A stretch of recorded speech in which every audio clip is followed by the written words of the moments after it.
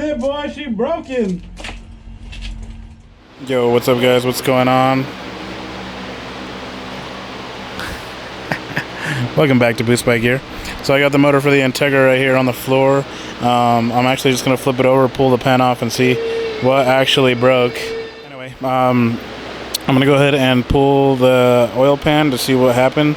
But the first thing I saw when I took this timing cover off was this chain guide is kind of bent right here. So I wonder if the chain was rattling around in there. I did have a K-tuned timing tensioner, so maybe I'll look into that thing. But the chain and all this stuff was brand new when I put this motor together, so it should definitely not look like that.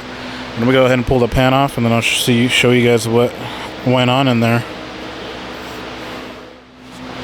Alright, so we're about to pull this oil pan off.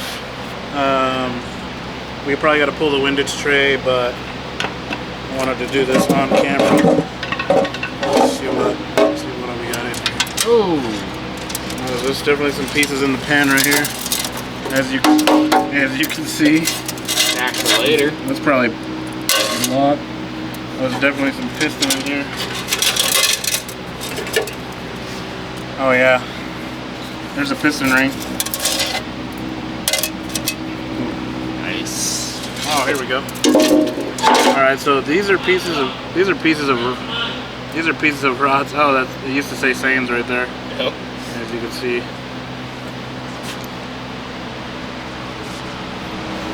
Here's the name of the rod.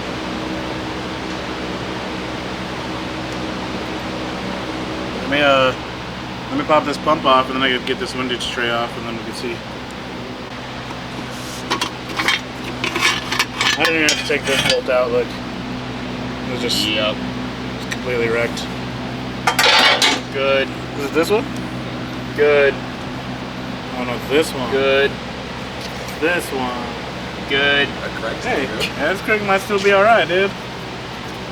I'll just be able to run it. That's crazy. Let me get the pump off, and then we can look at it a little better. I'll get all the stuff for you, John. What's it getting for you? I'm going out there myself. Yeah. I just wanted to get this all documented. So. What? I'll go out there myself and get what I need. I'll go out there myself and get what I need. I'll get it for you. Hold on. 2 more seconds, Joe. You're about to make me lose a lot of money. That's what? You're about to make me lose a lot of money. No, it's okay. So this is a 4-piston ported pump. It has a 4P right here on the pump. I did get a new one just for new motor's sake. New one's right there in that box. All right, Whoa. cool. There we go. All right, so basically, massive rod failure right there. That's pretty bunk. Still spins. I mean, the crank's probably still okay. 3 of the rods are probably still alright, but I mean, the crank's pretty beat up right here. But that's why I could still turn it over, because it wasn't stuck anywhere. Cool.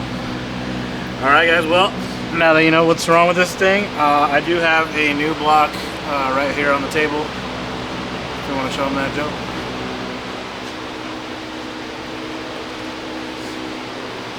This is a 88 millimeter Golden Eagle sleeve block that I got from Our Performance from Mitchell. So we're going to be running this thing in the Integra here this next time. Basically just 88 millimeter stock crank.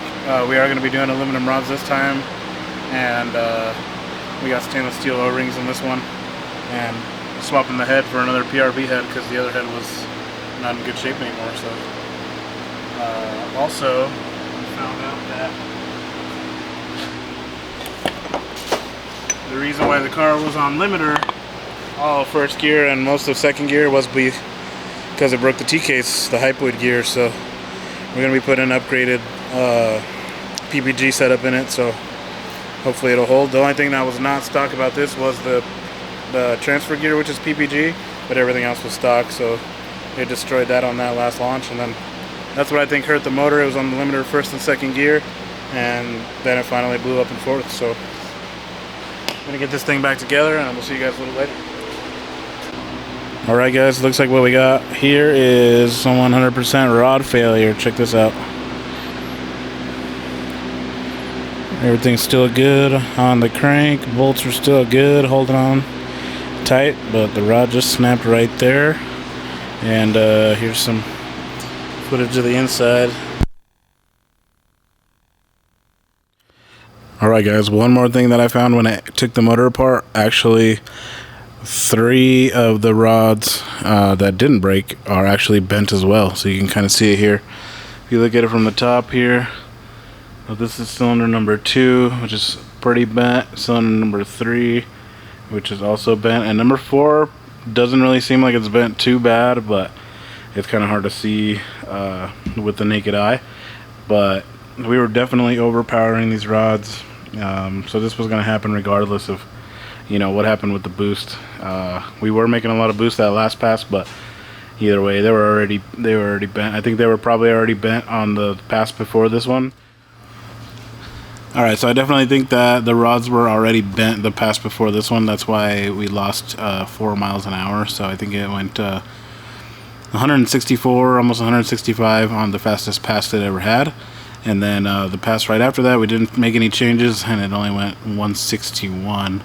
So it lost about 4 miles an hour. And then on the run after that, we turned up the boost quite a bit because we were going to be running a pretty quick car. And so I think that that and the combination of the T-case braking also probably hurt it even more. So when we went to launch, the T-case broke pretty much right at launch. And when we looked at the log, it was in first gear, you know, for a couple seconds. And so basically I launched and the T-case broke. First gear, it was on the rev limiter pretty much all of the gear, and then I tried to shift it into second, and I thought it had shifted into second, but it didn't. It stayed in first gear, so then it was on the limiter for that extended amount of time. And then when I actually got it into second, it also went straight to the limiter because it was just spinning from, you know, all the power that we had applied, and it only being front wheel drive now with the T-case being broken. So it was on the limiter for quite a bit, probably I'd say the first 120 feet, you know, 200 feet, it was on the limiter, so that wasn't good for the rods either.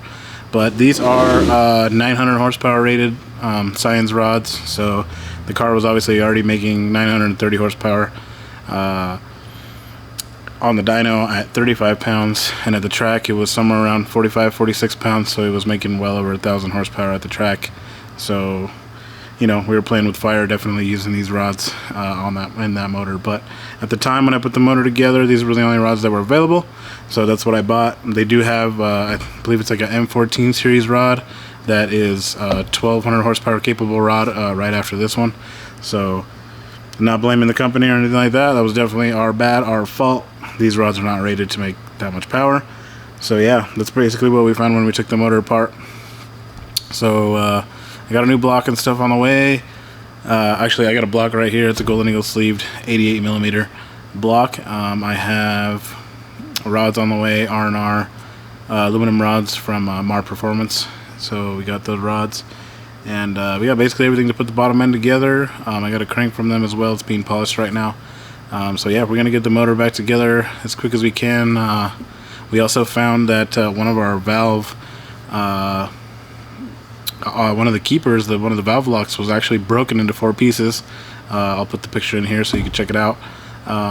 It was actually broken into 4 pieces, so either way, I'm glad I didn't run that cylinder head, because it would have probably dropped a valve in the brand new motor, so I'm glad I took that apart. Still on stock cams, just stock K20A2 cams. It is on the 105 pound for air springs and retainers right now. I was going to upgrade to the 140 pound if I did go with the Drag Cartel 3.2 cams, but I'm going to wait a little bit on that because it's getting pretty expensive. But those are the plans. We did end up getting a Gato 8 injector intake manifold because we were at 83 to 85% duty cycle at 35 pounds on the dyno. So we were pretty far up there, so we need the extra set of injectors to have that extra fuel cushion. So but that's gonna be it for this video, guys. It's just a short video to show the damage that the car took this last time at the track, and the next video will be basically getting the new motor back together, getting it back in the car, and then getting it back on the dyno and stuff, making it ready for the PSCA number 3 race. I might try to make it to a invitational race if I get invited. It's a street car takeover invitational race. I believe it's August 17th, 18th, and 19th, so it's a 3-day event. But that's going to be pretty far-fetched. The race that we have is August 20th, so that would be 4 days of straight-up racing. So we'll see what we can figure out after that. But yeah, guys, thanks for watching Boost by Gear. We'll see you guys next time.